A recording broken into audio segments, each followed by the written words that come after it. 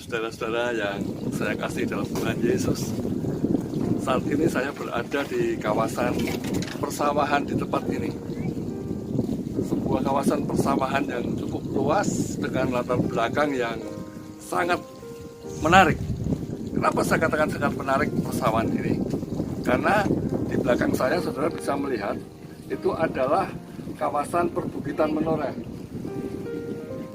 Nah, kita bisa menyaksikan betapa indah, betapa bagusnya kawasan perbukitan Menoreh. Ini kawasan persawahan yang sangat menyenangkan untuk dikunjungi. Di tempat ini kita bisa menghirup udara secara bebas, udara yang sangat segar, fresh, meskipun di siang hari, tetapi saya tidak merasakan kepanasan. Kenapa? Karena anginnya sejuk, anginnya kencang, anginnya segar, dan di sini bebas untuk kita menghirup udara sepuas-puasnya. Haleluya. Nah, tentu sudah bisa melihat bahwa area persawahan ini baru saja dipanen oleh para petani. Nah, jadi ini masih dipersiapkan tanahnya untuk nanti pada waktunya diberi benih, ditanami benih untuk supaya padi-padi ini bisa tumbuh kembali. Nah, di sini setiap hari kita bisa melihat bagaimana para petani bekerja, mengerjakan sawahnya, mengerjakan lahan pertaniannya. Nah, ini memang siang hari sehingga para petani masih banyak yang beristirahat. Nah, saudaraku, kita bisa melihat di kitab 2 Timotius pasal yang kedua, di dalam surat 2 Timotius pasal yang kedua, tentang seorang petani. Seperti apa petani itu keadaannya? Dan ini adalah gambaran kehidupan kita orang percaya, anak-anak Tuhan.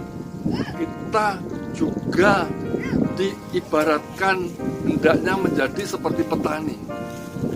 Di dalam 2 Timotius 2 ini ada beberapa gambaran yang Paulus berikan terkait dengan keberadaan orang percaya, keberadaan umat Tuhan. Tetapi karena waktu yang sangat terbatas dan dibatasi oleh waktu, saya berbicara, maka saya hanya menunjukkan satu saja. Nah, dikatakan di dalam 2 Timotius 2 ayat yang ke-6 ditulis demikian, 2 Timotius 2 ayat 6, seorang petani yang bekerja keras haruslah yang pertama menikmati hasil usahanya. Saya ulangi sekali lagi, seorang petani yang bekerja keras haruslah yang pertama menikmati hasil usahanya. Haleluya. Saudara, di tempat ini setiap hari kita bisa melihat bagaimana para petani bekerja keras. Pagi sudah berangkat, sampai sore menjelang senja biasanya mereka baru pulang. Bekerja keras di ladang pertanian ini, di ladang persawahan ini. Mulai dari menanam benih, mulai dari mencangkul, membajak, dan merawat tanaman atau padi yang mereka tanam di tempat ini. Dan mereka bekerja dengan tekun, bekerja dengan keras dari pagi sampai sore.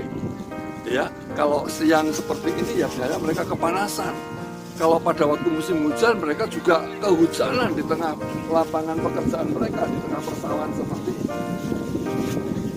Tetapi firman Tuhan berkata, petani yang bekerja keras haruslah dikatakan yang pertama menikmati hasil usahanya. Haleluya. Nah, kita orang percaya, anak-anak Tuhan digambarkan, diilustrasikan juga seperti petani.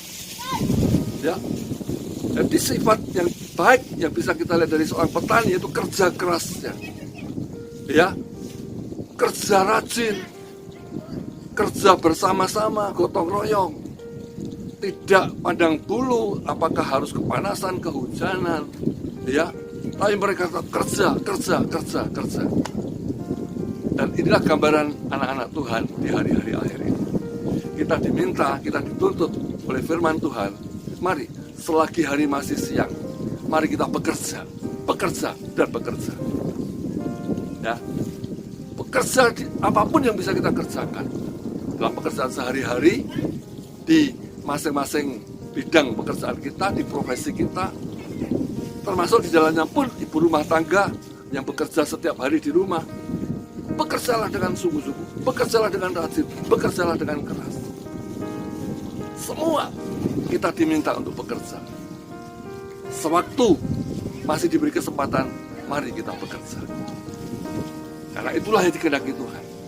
Banyak orang berpikir, waduh, pekerjaan itu atau bekerja itu menjadi beban hidup. Firman Tuhan tidak berbicara demikian. Kerja itu adalah ibadah. Kerja itu adalah panggilan kita, anak-anak Tuhan. Jadi saudaraku, mari di tengah masa yang sukar ini, ayo kita bekerja lebih giat, bekerja lebih keras, bekerja lebih sungguh-sungguh di bidang apapun yang sudah Tuhan percayakan kepada kita masing-masing, sesuai dengan profesi atau panggilan kita. Kalau kita bekerja dengan sungguh-sungguh, Tuhan berjanji dikatakan, maka seperti petani dikatakan, petani itu ya harus yang pertama menikmati hasil usahanya. Dan dikatakan petani yang bekerja keras haruslah yang pertama menikmati hasil usahanya. Ini buah dari hasil pekerjaan kita. Kalau kita bekerja sungguh-sungguh segenap hati, ya, bekerja tanpa pamrih, bekerja dengan hati, bekerja bukan sebagai beban, bekerja dengan tulus, dengan sungguh-sungguh, maka percayalah, firman Tuhan tidak pernah mengingkari. Tuhan berjanji kita akan diberkati, dan hasil yang kita peroleh itu adalah anugerah Tuhan. Ya, mari selama kita masih kuat, selama masih kita diberi napas hidup oleh Tuhan di tengah dunia ini, bekerjalah seperti untuk Tuhan dan bukan seperti untuk manusia. Ya, Kolose 3 ayat 23 berkata, apapun juga yang kamu perbuat, perbuatlah dengan segenap hatimu seperti untuk Tuhan, bukan seperti untuk manusia. Ya, jadi apapun yang kita kerjakan sehari-hari, seremeh atau sesederhana apapun pekerjaan itu, kerjakanlah dengan segenap hati.